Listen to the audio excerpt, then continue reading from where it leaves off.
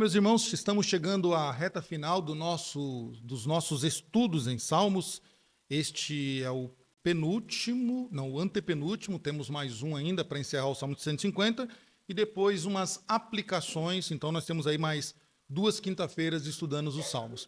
Concluiremos hoje esse brilhante e maravilhoso Salmo, o Salmo de número 119, na semana que vem, Salmo 120 ao 150, e enfim, aplicações cristãs no livro de Salmos para os dias de hoje.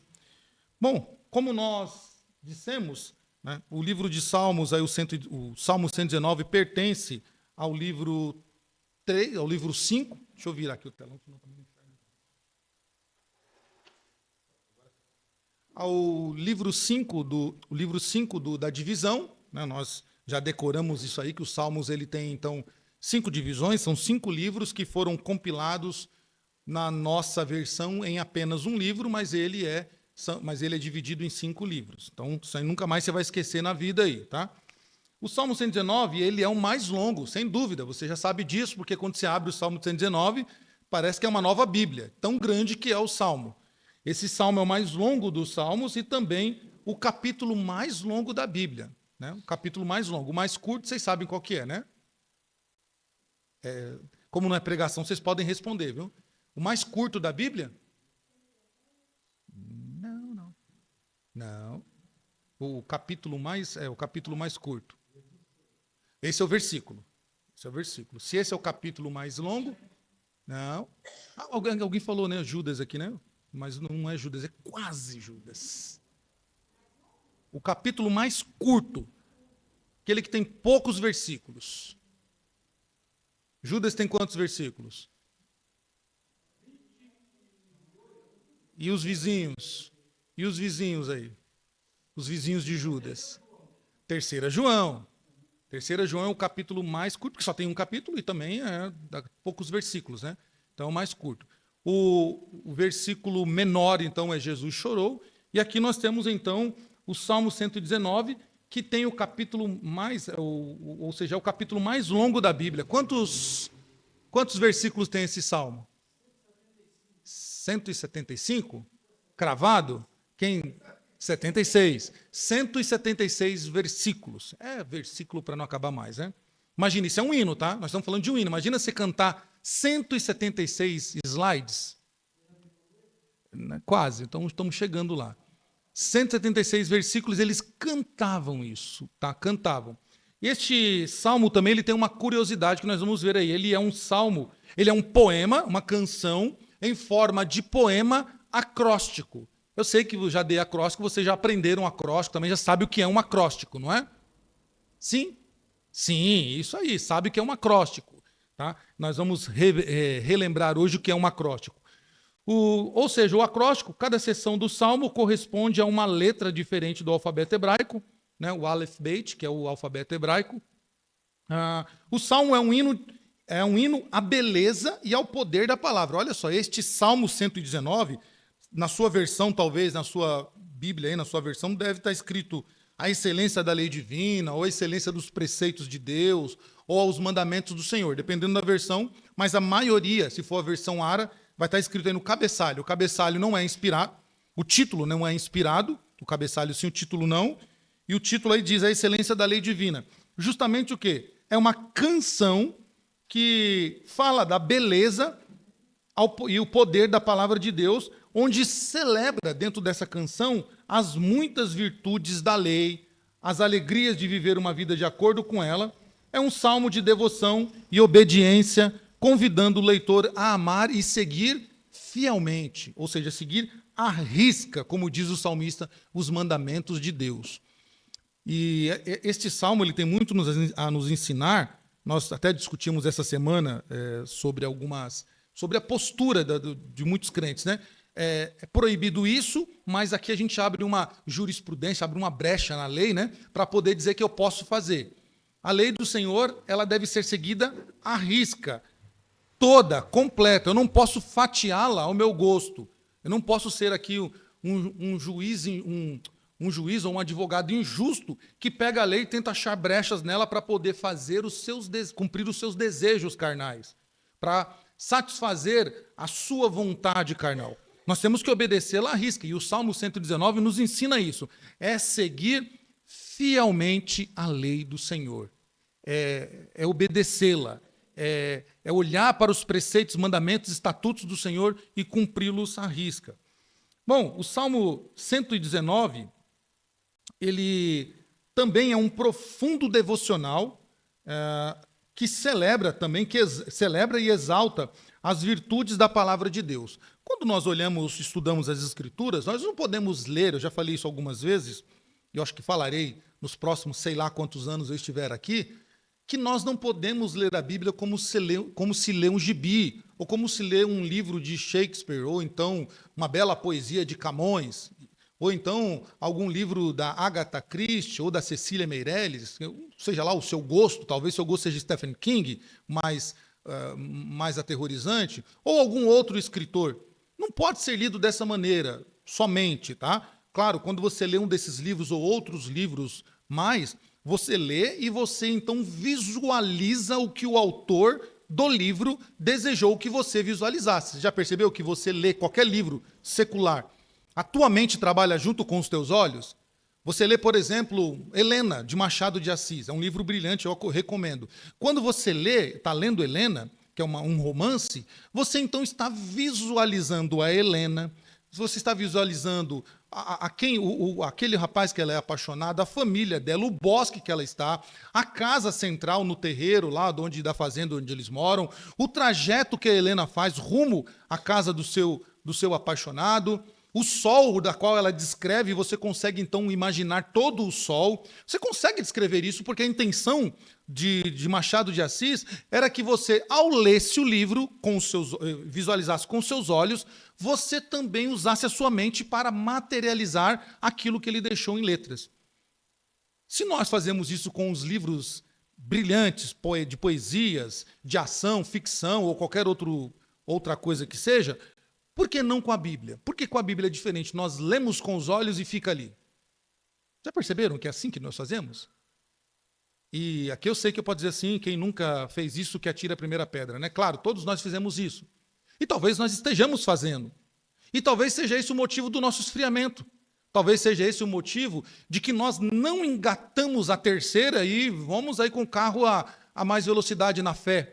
Talvez seja o motivo em que a gente ainda tem dúvidas acerca de doutrinas elementares da fé cristã. Então perceba, eu não posso abrir a Bíblia e lê-la somente com os meus olhos. Eu preciso usar a minha mente. A mente aqui, na nossa teologia, está falando de raciocínio e emoção. Está trabalhando de intelecto e coração, sentimento. Eu preciso ler, então, e materializar aquilo que Deus quis que eu materializasse. Note como a leitura será diferente quando a gente fizer isso. O salmista deseja isso, porque ele fala das virtudes da palavra de Deus. Quando eu leio o Salmo 119 por ler, eu vou decorar alguns versículos fáceis, né? Como purificará o jovem o seu caminho, observando a lei do Senhor, e lâmpada para os meus pés é a tua palavra, e etc, etc. Mas eu não estou conseguindo observar as virtudes, ou seja, se eu ler com os meus olhos e então começar a usar as outras faculdades que Deus me deu para materializar aquilo que eu estou lendo, então eu vou conseguir enxergar as virtudes da palavra de Deus ali. E quando eu conseguir, então, fazer com que minha mente e meu coração, ao mesmo tempo que meus olhos leem, minha mente e o coração, elas trabalhem junto com aquilo, eu vou começar a compreender e vou começar a entender que eu preciso fazer aquilo. É aquilo que eu preciso fazer. Eu não estou cumprindo com aquilo da qual a palavra me pede que eu faça, eu consigo enxergar essas virtudes. Então, o desejo do salmista era que as virtudes da palavra de Deus fossem de fato vistas, entendidas e sentidas. Porque você pode abrir a Bíblia e dizer assim, por exemplo, se qualquer pessoa aqui presente ou qualquer outra pessoa que passe na rua e me ouça agora, qualquer pessoa sabe que na lei do Senhor é proibido matar alguém. Não importa a causa, a não ser legítima defesa, mas mesmo assim não é vontade de Deus que alguém mate um outro. A pessoa leu isso aqui, está lá na palavra de Deus. Mas tem coisas que nós olhamos, enxergamos ali escrito, mas nós ou não concordamos, ou nós fazemos vistas grossas, porque o nosso intelecto e nossos sentimentos não captou aquilo, não conseguiu não foi visto aquilo. Os olhos viram. Lembra que Jesus falou? Aquilo que ainda não chegou ao coração do homem, que os olhos não viram, que os ouvidos não viram. Quando a gente enxerga essas coisas que estão ocultas a nós, então tudo a nós é revelado. Na questão da palavra de Deus, tem coisas, por exemplo, mentira. Eu precisaria pregar sobre mentira aqui? Precisaria pregar sobre mentira? Que mentira é pecado? E se você não sabia, mentira é pecado. Está na palavra de Deus. Os mentirosos, eles ficaram fora do reino de Deus, até porque a mentira tem um pai. E você vai ficar surpreso agora com o que eu vou te falar. Acho que ninguém nunca te falou, você vai ficar surpreso. Então, ainda bem que você está sentado, que a notícia é bombástica. Primeira mão. O pai da mentira é o diabo. É o diabo.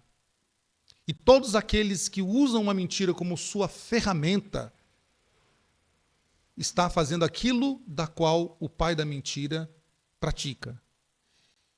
Então, se eu faço algo cujo a característica pertence a um ser que não é Deus, é o diabo, logo eu sou um seguidor ou um filho do diabo se eu uso a mentira como minha ferramenta diária e prática comum.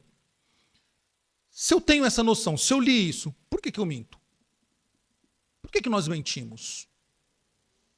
Porque nós só lemos. Não houve a questão cognitiva, intelecto, para me compreender aquilo.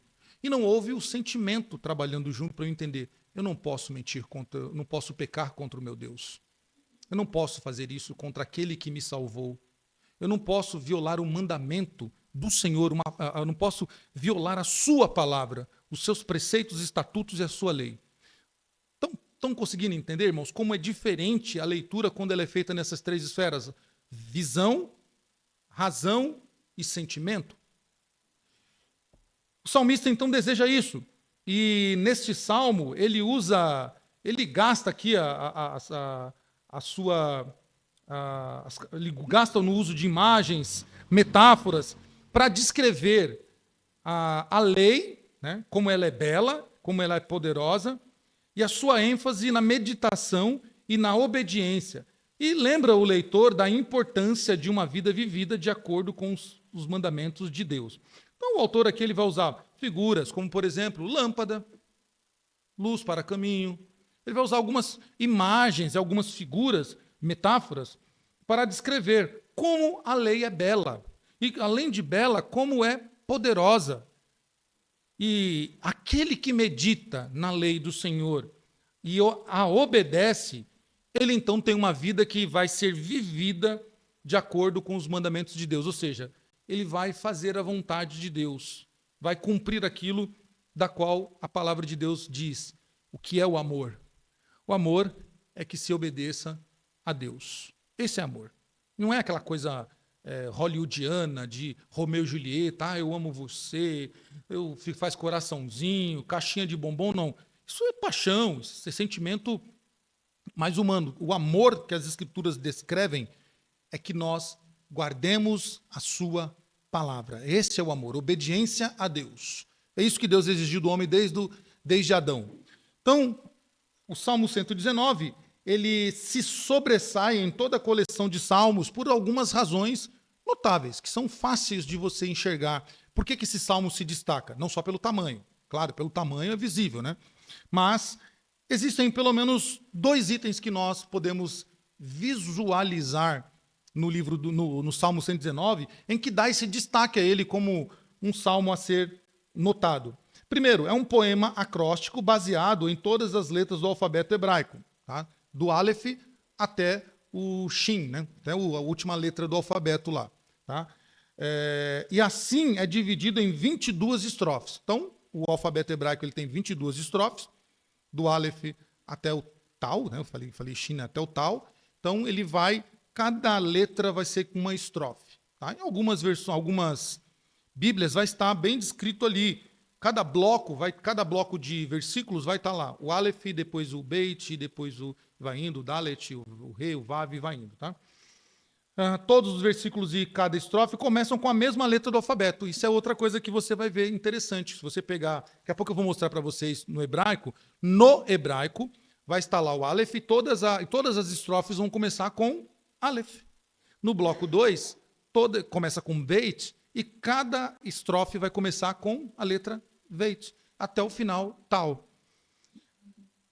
O fato de ter 8 versículos em cada estrofe o torna mais longo de todos os salmos. Isso é outra curiosidade. Nota, e é intencional. Eu quero que você saiba que a maneira conforme o Salmo 119 está dividido é intencional. Cada bloco de letras tem 8 versículos, de forma intencional. E faz com que esse salmo também se torne um salmo longo, né, com 176 versículos. O efeito do acróstico é notável, tanto aos olhos quando lemos, quanto aos ouvidos quando ouvimos. Isso é muito interessante, por isso que eu, de novo, ressalto. Não quero aqui ser repetitivo, não quero ser aqui me prolongar naquilo que eu falo, mas leia. Se você ler as escrituras como ela deve ser lida, você vai perceber que os seus olhos vão estar em sincronia com os seus ouvidos. Vai estar em sincronia com o seu coração, com a sua mente. Você vai ler e vai ser notório essa divisão da qual o salmista faz o propósito, né? De você perceber essa divisão tanto aos olhos quanto aos ouvidos. Tá? Uma característica marcante nesse salmo é o uso das imagens e metáforas para descrever a lei. Toda vez que o salmista vai se referir à lei, ele vai usar uma metáfora, uma figura de linguagem, para facilitar a compreensão do leitor e para também ajudar a memorizar o salmo, que é longo, é uma canção, nunca se esqueça, é uma canção em forma de poema, em que os judeus vão decorar isso aí. Então, a figura de linguagem, a imagem, ela serve também para ajudar a guardar as características ou a riqueza da poesia, e assim, uma vez decorada, uma vez colocada no coração, então a pessoa sabe o que é pedido a ela para cumprir. O salmista, ele usa uma variedade de termos diferentes para descrever a palavra de Deus. E aqui ele usa, por exemplo, você vai ver por muitas vezes aí no Salmo, estatutos, preceitos, mandamentos e juízos. Tudo isso é lei de Deus. Mas ele vai usar, em alguns momentos ele vai usar lei, outras vezes ele vai usar estatutos, outras vezes preceitos, outras vezes mandamentos e outras vezes juízos. Cada um desses termos é usado para destacar um aspecto diferente da lei. Então ele vai usar preceito para descrever um aspecto da lei. Vai usar estatuto para descrever um outro aspecto da lei. E o papel da lei na vida dos fiéis de Deus. Por exemplo, o termo preceito é usado para descrever a lei como um conjunto de diretrizes para uma vida correta, enquanto o termo juízo enfatiza o papel da lei como um padrão de justiça. Notem, lei, mas ele vai usar o estatuto para mostrar, né, para o leitor que existe um conjunto de diretrizes muito claro para qual eu devo seguir para ter uma vida correta. Então, se eu quero ter uma vida correta, eu preciso seguir os preceitos do Senhor. Mas quando eu quero falar da justiça e da retidão de Deus, da pureza do Senhor, eu vou usar os seus juízos. E juízos, quando nós usamos essa palavra juízo, nós também conseguimos separar o que ela quer dizer, né? Por exemplo, você está fazendo mau juízo da minha pessoa? Note que você está dizendo, você está falando, você tem então um conjunto, você está me julgando por um conjunto de valores da qual eu não tenho? Você está fazendo a pergunta para a pessoa, você está me dizendo então que eu sou mau, uma má pessoa? Ou que eu sou ruim? Então você está dizendo para a pessoa que existe, nesse diálogo, há um padrão, tá? Há um padrão de justiça e equidade da qual nós definimos pessoa reta, pessoa justa, pessoa injusta, pessoa não reta. E quando nós falamos de preceitos também, nós enfatizamos aí no nosso dia a dia das pessoas como que a pessoa deve seguir a lei. Por exemplo, você fala assim, minha filha, teme a Deus, olha, segue uma vida justa, uma vida reta. Em outras palavras, está dizendo para ela, siga preceitos corretos, pare de beber, de fumar, de se prostituir, de usar o que você está usando, de mentir, de fazer... Você está dizendo para ela, siga preceitos corretos. Então, é bem interessante a troca de palavras que o salmista faz para nos fazer compreender aqui a beleza da lei do Senhor e o que nela contém para que todas as áreas da nossa vida sejam moldadas pela lei do Senhor. Um outro tema interessante, o tema-chave do Salmo 119, é a ideia de meditação na lei. Note, de novo, né? Mais um pouquinho aqui. A gente não pode só ler, mas a gente precisa também o quê? Meditar na lei. Né? De certo, você já se meditou em algum conselho que você recebeu. Alguém deu um conselho, somente as esposas, né? Medita no que eu estou falando, meu esposo. Você está dizendo para ele, olha, pense bem naquilo que eu estou te dizendo. Reflita naquilo que eu estou dizendo. Não é só para ele escutar ou para o filho, né? A mãe fala isso. Vai meditar um pouquinho lá. Eu sei que todos nós já passamos pelo cantinho do castigo lá quando a gente fez alguma arte, a mãe vai meditar um pouquinho. Você senta lá e fica lá refletindo sobre a sua atitude. Então, no caso do Salmo 119, o autor quer que nós reflitamos sobre o que está sendo lido. Por exemplo, lâmpada para os meus pés e luz para o meu caminho, a tua palavra, Senhor. Se eu ler isso somente ali, vai ser legal para colocar lá no Instagram, vai colocar lá na fotinho do status do WhatsApp, ou então no vidro de trás do carro, ou na porta de casa, na soleira. Mas se eu meditar nesse versículo, eu vou conseguir enxergar coisas mais profundas do que propriamente uma frase de efeito, um versículo de efeito. Eu acho muito engraçado algumas pessoas, né, nessas redes sociais, a pessoa tira uma foto mundana, uma foto toda escrachada, sem nenhum pingo de respeito por ela mesma, né, não pelos outros, por ela mesma, e aí coloca um versículo bíblico embaixo. Aí só olha assim e fala, não entendeu nada. E às vezes é interessante que ela coloca um versículo que vai condená-la naquilo próprio que ela está fazendo. O cara está lá, uns tempos atrás eu vi até uma pessoa que eu conheço, né, com um narguile, usando um narguile e um versículo bíblico embaixo. Eu falei, meu Deus do céu. Então, não entendeu, não conseguiu refletir sobre aquilo que a palavra de Deus diz a ele. Então, o Salmo 119 é para ser meditado. Então, o que quer dizer isso? Lâmpada para os meus pés é a tua palavra e luz para o meu caminho. Quando você medita, você faz o quê? Você fatia o versículo, você divide ele em blocos e fala, deixa eu ver o que Deus quer falar comigo nisso aqui. Fala, seu Paulo.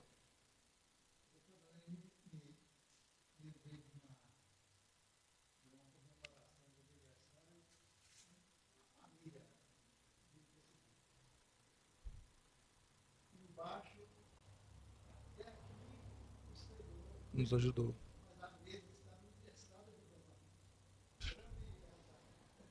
Então, aí o Senhor ajudou? Incoerência, né? A incoerência. Então, a incoerência. É como. Isso na vida, a gente não pode ser incoerente com aquilo que a gente descreve ali, né? Mas quanto à palavra de Deus, a gente não pode colocar, até que nos ajudou o Senhor, um monte de bebida lá que vai levar a família à ruína. Depois vai ter briga, vai ter confusão, tem um monte de coisa lá. E aí fala, será que o Senhor que ajudou mesmo de fato? O Senhor ajudou a colocar lenha na fogueira, com confusão na casa? Acho que não, né?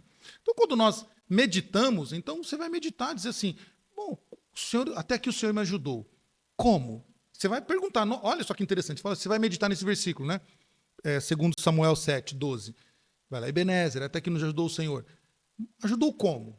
Aí a sua mente vai ser instigada a procurar naquele texto que você está lendo a resposta da qual ela fez a pergunta. Como o Senhor nos ajudou? Aí você vai lá no texto, eu quero saber como foi que o Senhor ajudou aqui. O que o profeta está dizendo aqui? Por que o Senhor ajudou o profeta até aqui? O que ele quer dizer com isso? Você vai pesquisar. A questão da Arca da Aliança, o desejo de Davi em construir uma casa para Deus, o desejo de Davi em trazer a Arca do Senhor para o meio de Jerusalém, para que a cidade fosse uma cidade santa, que adorasse a Deus e para que todos os povos temessem, então, a presença de Deus. Note, você vai, então, buscando resposta. O salmista, no Salmo 19, ele deseja isso. Que se leia, que se cante, mas que se medite naquilo que está lendo, para que os preceitos, estatutos, juízos do Senhor sejam de fato obedecidos, não um terço, mas à risca.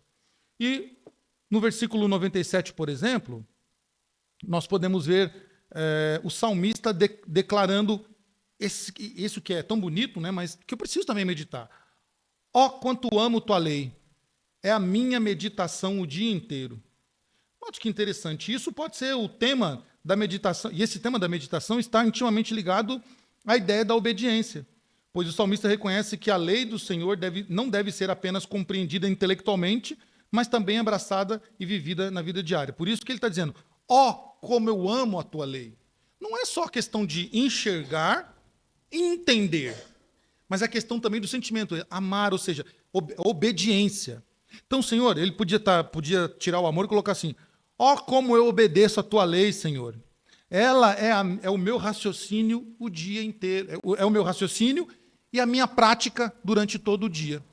Viu como quando você consegue meditar, você consegue então olhar para o mesmo versículo e captar aquilo que o salmista desejou, aquilo que Deus inspirou o salmista a escrever para que nós pudéssemos então descrever? Não é só eu amo.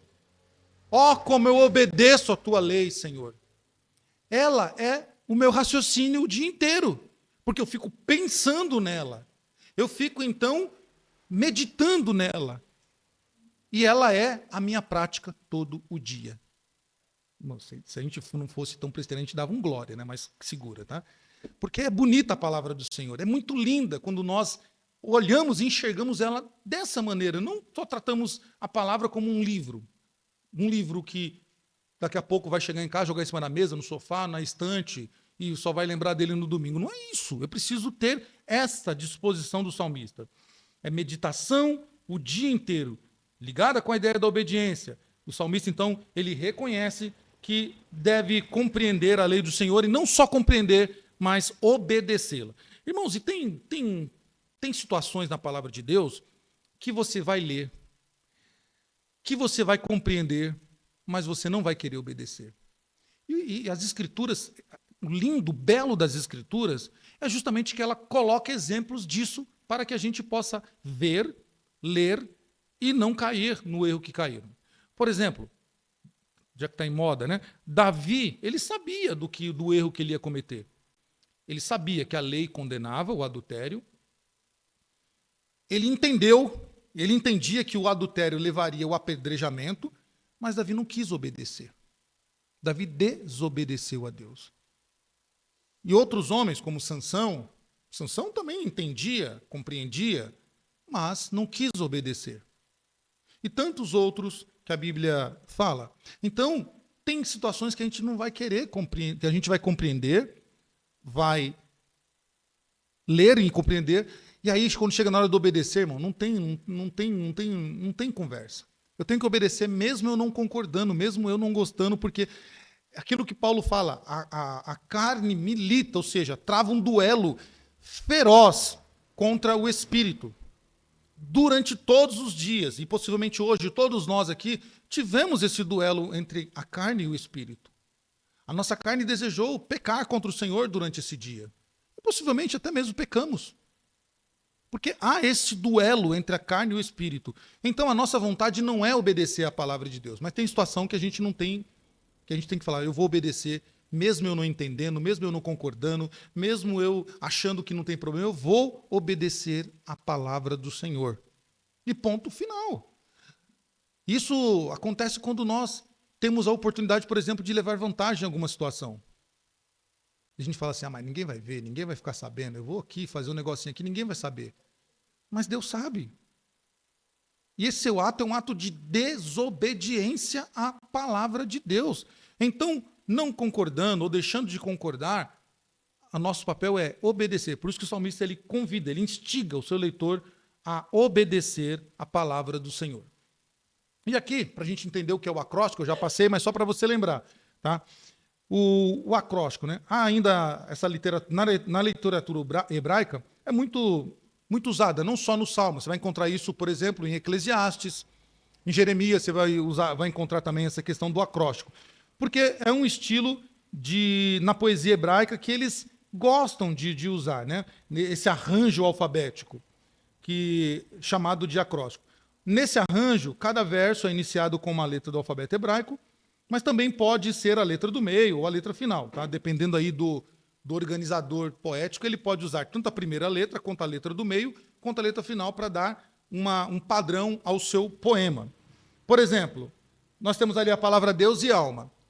eu compus, tá? Ali é a composição minha. Eu compus ali ó, um pensamento sobre Deus, sobre a lei de Deus, com a palavra Deus. Então eu fiz isso, né? Darei a minha vida enquanto viver de forma única e exclusiva ao meu Salvador. Isso é autoria minha, tá? Então eu peguei lá Deus e falei assim, como é que eu posso agradar a Deus? De que maneira eu posso ser obediente a Deus?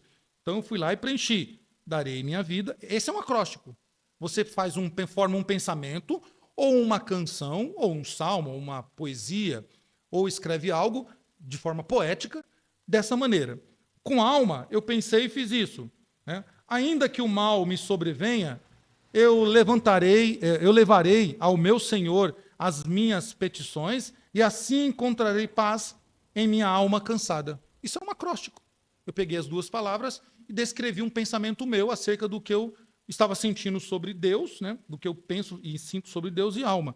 Então, esse é um acróstico. No hebraico é isso, exatamente isso que vocês estão vendo ali. Este é o Salmo 119. O primeiro bloco, do versículo 1 ao versículo 8, é o Aleph. Algumas Bíblias está lá escrito, talvez a sua não esteja, mas você vai se deparar em algum momento com alguma Bíblia que ela esteja, está ali. Antes do versículo 1 está Aleph.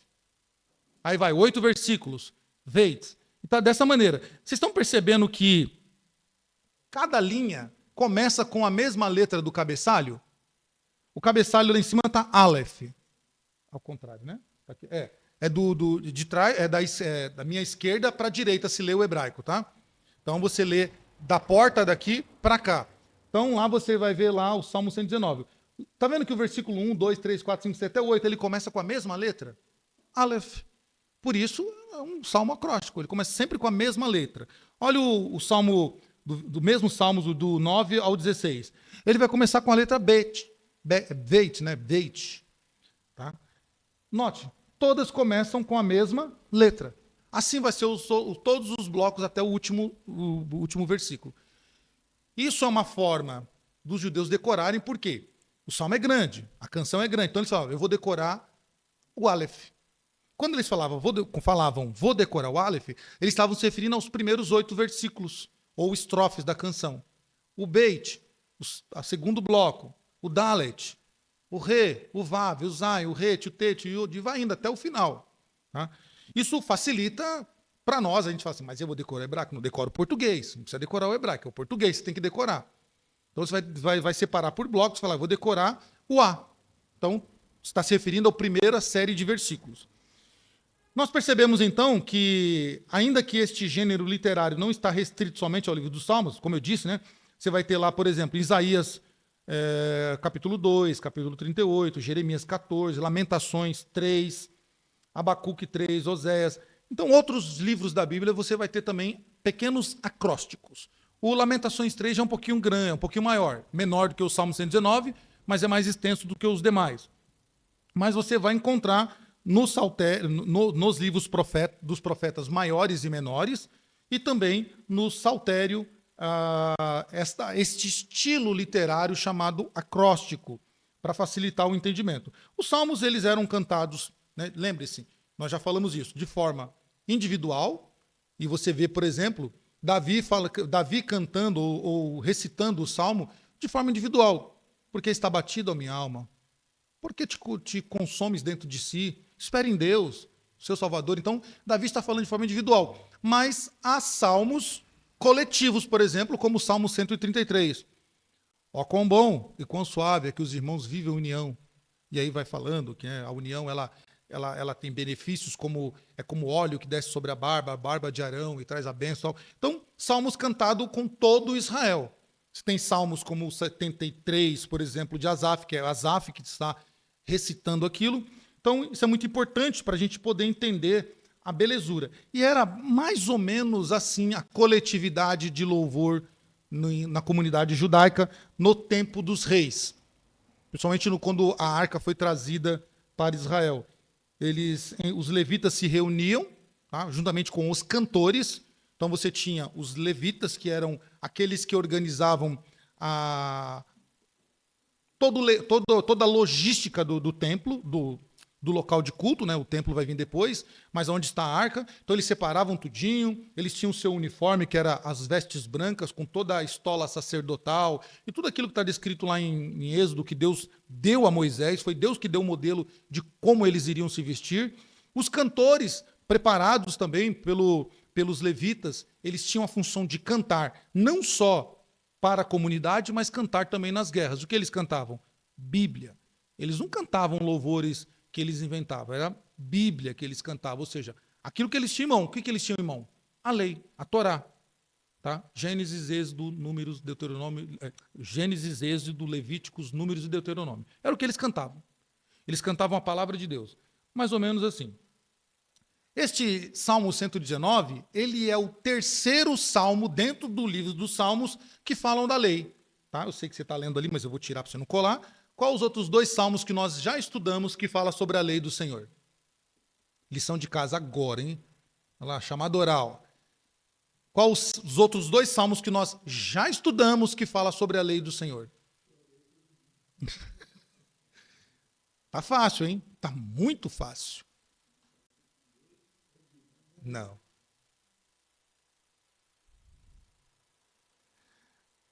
Bem-aventurado o homem que não anda segundo o conselho dos ímpios. Salmo 1. E o outro salmo qual é? Lembra, o Salmo 1 ele fala, antes medita na lei do Senhor de dia e de noite. Tá? O seu prazer é meditar. E qual outro? Não, bem, como diz o pessoal lá, que é longe, né? Tá frio. Não, tá perto, mas né, do 23 tá perto, tá? Mas chegou mais perto, hein? Longe. Salmo 19, lembra, tá? Salmo 19, lembra o Salmo 19 como ele fala da lei do Senhor? Então, esses dois salmos, junto com o Salmo 119, compõem os três salmos que são chamados salmos da Torá. A Torá é a lei, tá? É o que refere à lei, onde tem os 5 livros ali. E o primeiro salmo da Torá, Salmo 1, descreveu os dois grandes agrupamentos de pessoas. Quais são as pessoas que ele fala ali? Tá fácil, hein? Essa tá facinho. Os justos e os ímpios. Isso aí, Caio. São pessoas que respondem amando e obedecendo aos ensinamentos do Senhor ou rejeitando sua lei e se opondo a todos aqueles que observam seus decretos. O Salmo 19, o segundo salmo da Torá, apresenta a glória de Deus, como aparece primeiro na revelação. Os primeiros versículos vão falar da glória de Deus na criação, na revelação geral, ou seja, aquilo que Deus revelou a todos os homens. Então, como é que Deus comunica a sua lei para o seu vizinho que não gosta de crente, que não quer saber nada de Bíblia, detesta tudo?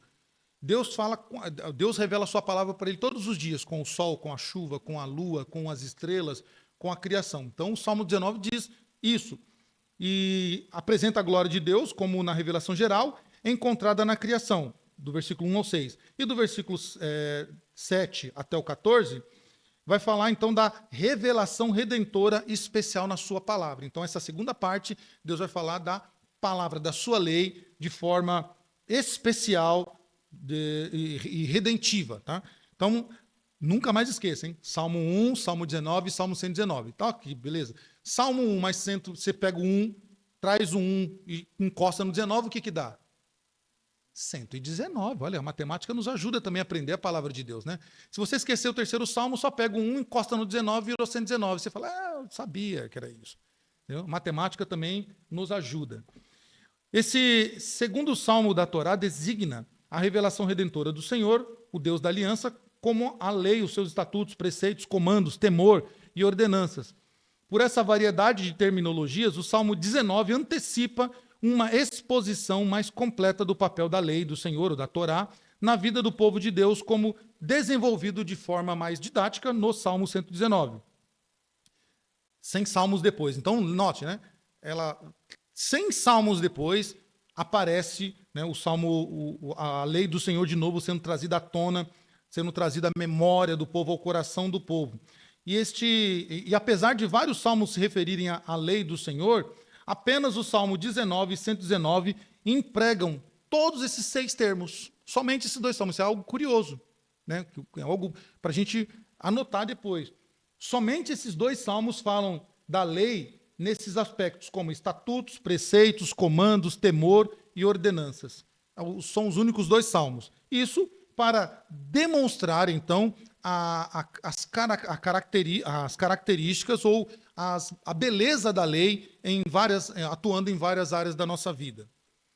Assim, os 3 salmos da Torá são semelhantes em sua terminologia e em suas posições estratégicas no saltério. No entanto, a irresistível exclusividade do Salmo 119 não pode ser negligenciada.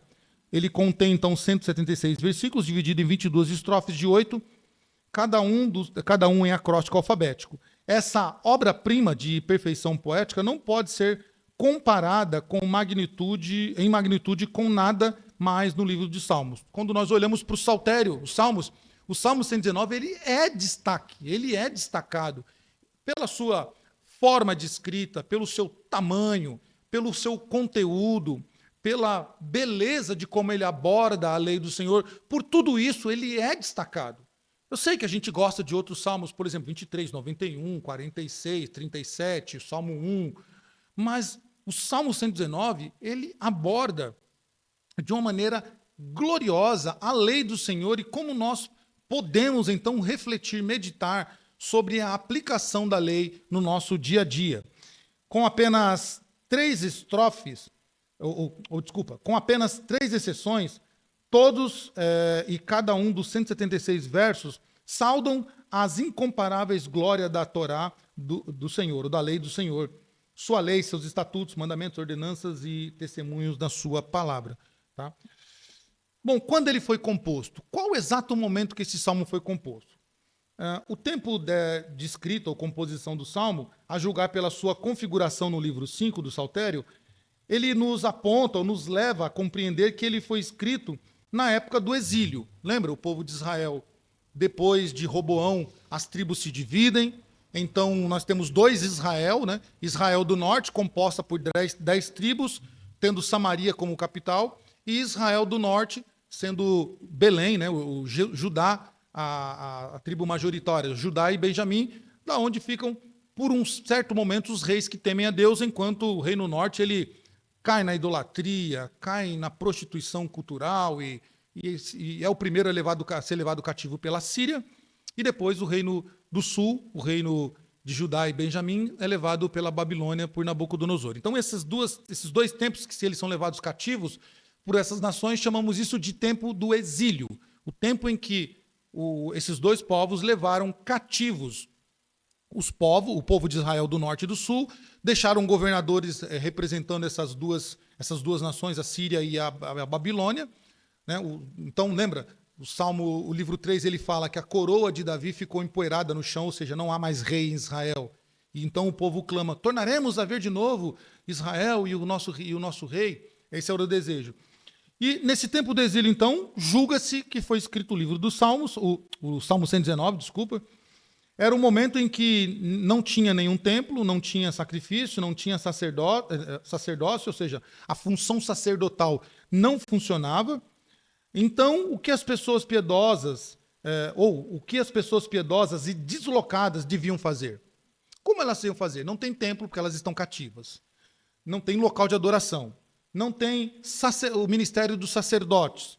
Não tem sacrifício para fazer. O que ia fazer? Né? Ficar igual a hiena? Ó dia, ó vida, ó céu, ó azar, que na Babilônia. Não. Tinha que fazer alguma coisa.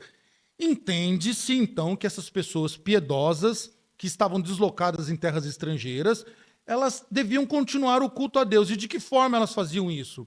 Faziam isso por meio de alguma maneira, elas faziam por meio de algo. Não dá para se julgar que essas pessoas estavam cativas, como Daniel, como os 3 meninos da fornalha, Sadraque, Mesaque e Abidnego, ou Ananias, Misael e Azarias, ou tantos outros, Miqueias, Sofonias e tantos outros que estavam no exílio. O que eles faziam? Não dava para imaginar que eles não possuíam nenhum culto regulamentado. Então, julga-se, os estudiosos, que o que prevaleceu por muitas décadas foi o olhar criterioso, didático e assertivo acerca da palavra de Deus. Ou seja, os judeus estavam em terras estrangeiras, porém eles guardavam a palavra de Deus. É o que o salmista diz no Salmo 119, né? O que ele diz? escondi a tua palavra no meu coração para eu não pecar contra ti. Faz muito sentido isso, porque eles estão em terras idólatras, terras estrangeiras, onde eles não podem ir ao templo, não podem sacrificar, não podem ter os levitas para cantar ou preparar o culto, então eles têm que fazer o quê? Guardar a palavra no coração, esconder a palavra no coração, para não pecar contra o Senhor, caindo na idolatria, caindo nos costumes pagãos. Isso faz muito sentido quando nós vamos para o Novo Testamento, já no período cristão, quando nós lidamos com uma situação que dá para comparar, que ocorreu por algumas décadas já no primeiro século. Perto do ano 70, né, por algum tempo, os romanos não permitiram que um sobrevivente da Judéia sequer entrasse em Jerusalém. A partir do ano 70, ali, quando houve aquela destruição de Roma, então, o Nero, lembra? O Nero tocou fogo na cidade e colocou a culpa em quem? Nos cristãos. E então os cristãos estavam proibidos de chegar na Judéia. Nenhuma pedra do templo havia sido deixada em cima da outra. Então, o que a diáspora, né, ou seja, a dispersão, fez para preencher o vazio de não ter um templo, sacrifício sacerdote nos últimos 2000 anos?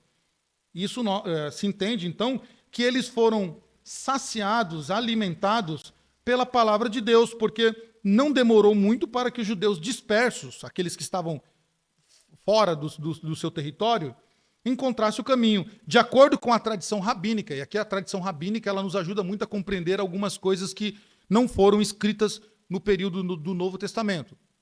E a tradição rabínica, ela entende, então, que o piedoso substituiu o templo pela lei, pela palavra. Já que não poderia ir ao templo, não poderia cultuar, o que eles poderiam fazer? Guardar a palavra no coração. O estudo da lei tomou o lugar da oferta no sacrifício. Com relação a esse desenvolvimento, a tradição judaica ela vai declarar algo bem interessante. Isso aqui não é Bíblia, é escritos judaicos, tá? Que vão nos ajudar a compreender coisas da época, como, por exemplo, o historiador Flávio Joséfos nos ajuda a entender o que aconteceu nos tempos de Jesus acerca da tratativa política, cultural e espiritual dos tempos que nós não temos esse relato. Então, esses escritos judaicos, ele diz assim, a Mishnah, por exemplo, declara que o estudo da lei transcende todas as coisas, sendo maior que o resgate da vida humana, sendo maior do que o resgate da vida humana, do que a construção de templo e honra ao pai e mãe. Então eles entendem que a lei do Senhor ela é suficiente para o povo e ela é maior do que qualquer local que o povo possa se reunir. Tá? Essa é a Mishnah. Esse rabino chamado Samuel, ele, que não sou eu, claro, né, ele inicia, né, declarando em nome de Rabi, o estudo da Torá é mais importante do que a oferta diária de sacrifício. Notem, tradição judaica está dizendo, a palavra é maior do que o local de culto. A palavra é maior do que qualquer tipo de sacrifício. Porque eles tiveram, o povo judeu, por várias vezes, no Antigo Testamento, no Novo Testamento, ficaram longe das suas terras, longe do templo, longe dos sacrifícios, longe da equipe sacerdotal. Então, eles tinham que fazer alguma coisa. O salmista dá essa dica. Esconde a palavra no coração, que aí você não peca. Então, isso é uma dica para nós, para a gente aprender, né? Guardando a palavra, nós não vamos pecar. Do ponto de vista da nova aliança, essa transição pode ser percebida como um desenvolvimento muito positivo. A palavra substitui o ritual. Salomão, então, ele diz que edificou a casa, né? Salomão edifica a casa para o Senhor, de acordo com o nosso irmão Estevão, um dos primeiros diáconos cristãos, ele escreve que Deus não habita, né, não habita o Altíssimo em casas feitas por mãos humanas, ou seja, Deus não habita em casas feitas por mãos humanas. Vós que recebeste a lei, Estevão vai falar, o nosso Deus não habita o Altíssimo em casas feitas por mãos humanas. Vós que recebeste a lei e não as guardastes. O que o Estevão está querendo dizer aqui? Você acha que Deus vai habitar um templo aqui feito por mãos humanas? Vocês que receberam a lei, vocês foram entregues a lei a vocês, mas vocês fizeram o quê? Não obedeceram. É isso que Estevão está dizendo. Deus não vai habitar nesses templos feitos por mãos humanas, porque vocês rejeitaram a lei. Portanto, manter a lei de Deus deve sempre ter...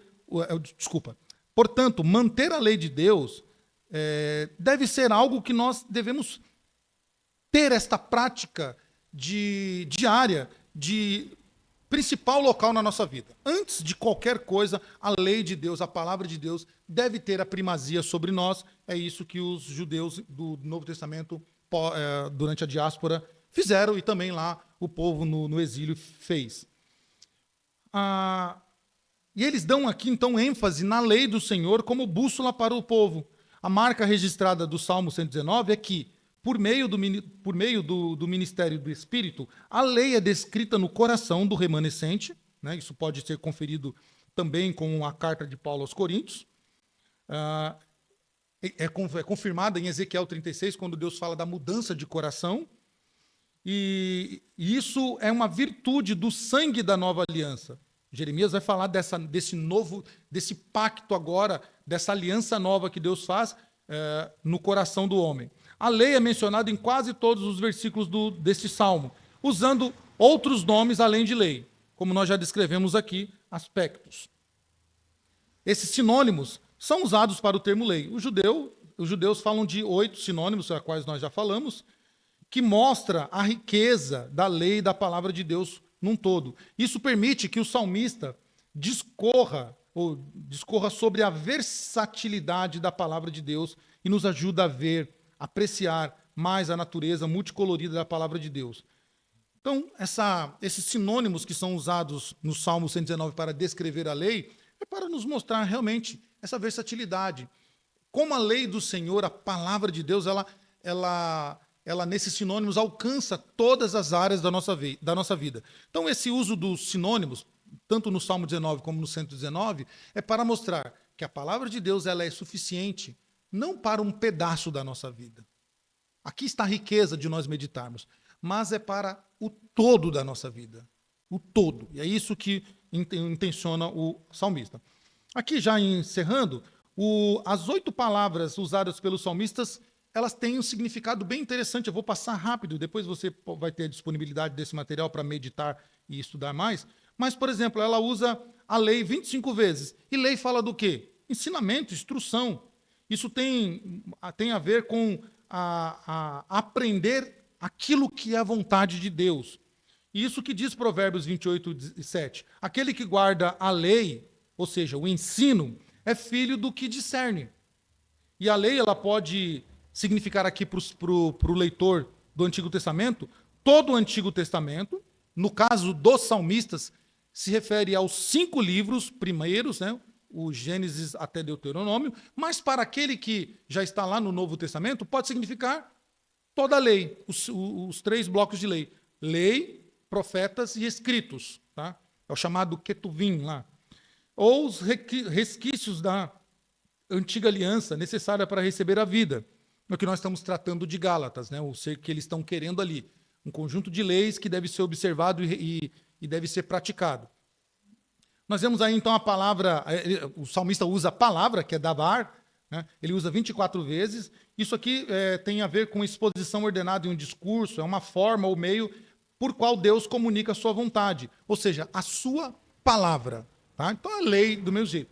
Um outro aspecto aqui fala de promessa, que é o Inha, 19 vezes. Vai falar de provérbio, ditado, declaração. É uma expressão da vontade de Deus naquilo que ele diz. Também o salmista vai usar como mandamento 22 vezes. Vai falar de preceitos que exigem obediência, dever, responsabilidade imposta.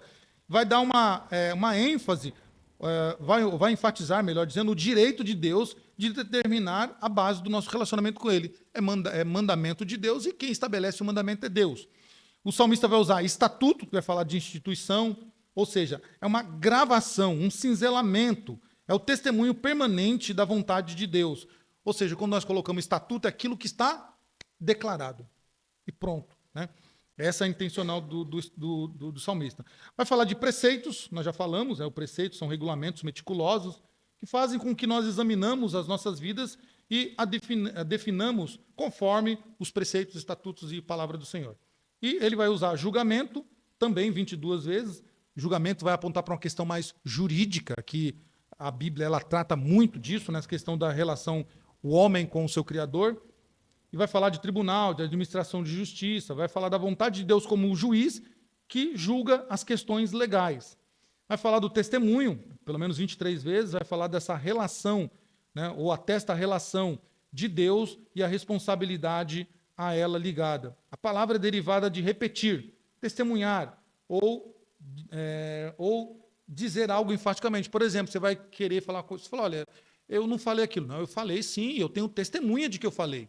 Está dizendo, eu tenho alguém que vai repetir o que eu estou dizendo para você. Já que você não acredita em mim, então eu vou trazer um repetidor. Quando você vai falar testemunha, é isso. Mas repetidor é feio, né? Não tem nem cabimento. Você fala uma testemunha. Então, uma testemunha é alguém que repete o que você falou. Só isso. Tá? Concluindo, então, nosso estudo desta noite, meus irmãos, este salmo, mais longo de todos os salmos do Saltério e de todos os capítulos da Bíblia, é uma canção de louvor sobre a palavra de Deus. É uma porção da palavra de Deus que usa todas as letras da linguagem humana para nos apresentar um tópico. E qual é o tópico? A beleza da palavra de Deus. E nos determina pelo valor do tópico daquela porção. Aqui se trata da palavra de Deus que tem um valor imensurável, inigualável. Né?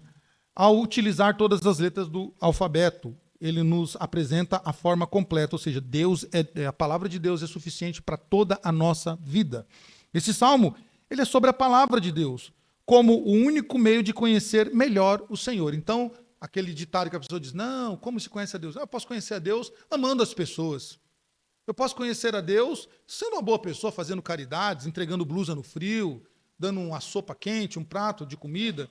Não é isso que a palavra diz. A palavra diz que se conhece Deus através da sua palavra. Eu gostei muito eu estou acompanhando esse entrave entre o André Valadão, o pastor André Valadão e a mídia, né, quanto ao seu sermão lá, série de sermão sobre o orgulho.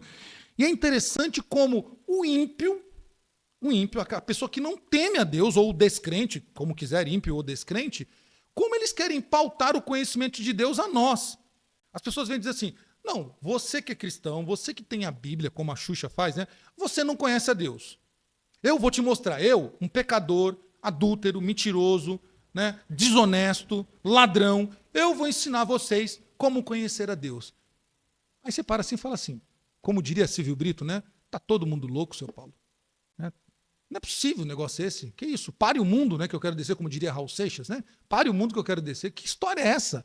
Um descrente, violador da palavra de Deus, alguém que não respeita os preceitos e os estatutos de Deus, quer me ensinar como conhecer a Deus? Espera lá. Como assim? Né? Não, eu conheço a Deus pela sua palavra. A sua palavra, no Salmo 19, diz isso.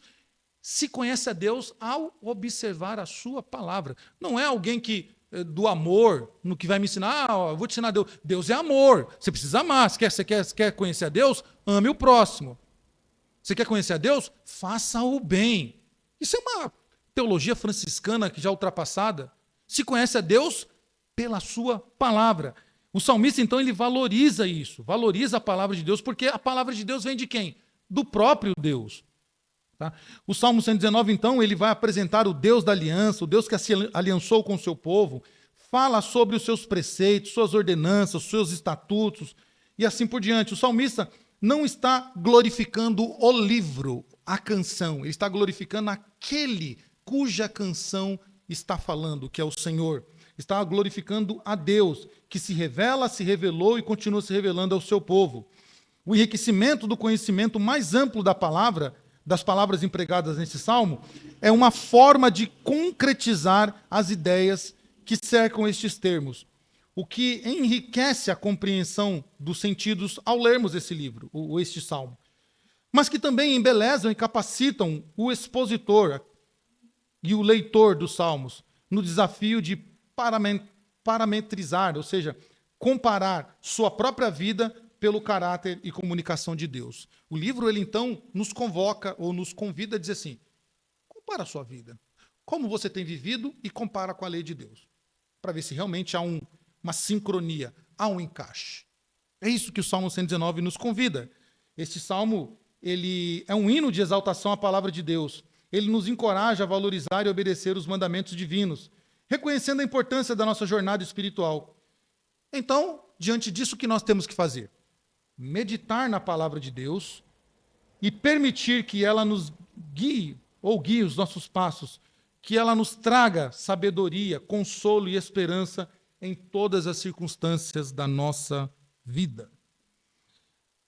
Que Deus nos ajude, meus irmãos, a não só ouvir.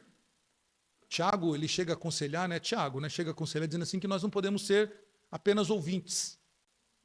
Só ouvir e sair daqui e esquecer do que foi dito.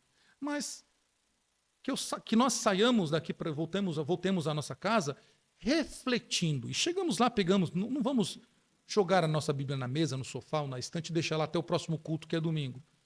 Né? Vamos meditar no que foi dito aqui. Peraí, deixa eu ver. Ele falou algumas coisas lá que eu preciso refletir sobre a minha vida. O Salmo 119, ele me trouxe um despertamento do que eu tenho que aprender, do que eu preciso aprender. É isso que a palavra de Deus deve causar em nós. Reflexão acerca de como vivemos e como a palavra quer que nós vivamos. Há compatibilidade? Se não há, hoje é um belo dia para que nós, na nossa casa, voltemos a esse livro e falamos, Senhor, não há compatibilidade entre a minha vida e a sua palavra, mas eu estou e quero ser moldado por ela e quero andar de acordo com ela. Encerrando com a frase do apóstolo Paulo, já não vivo eu, mas Cristo vive em mim. E a vida que agora vivo, não a vivo por mim, mas a vivo pelo Filho de Deus. E a Bíblia diz que Ele é a palavra de Deus.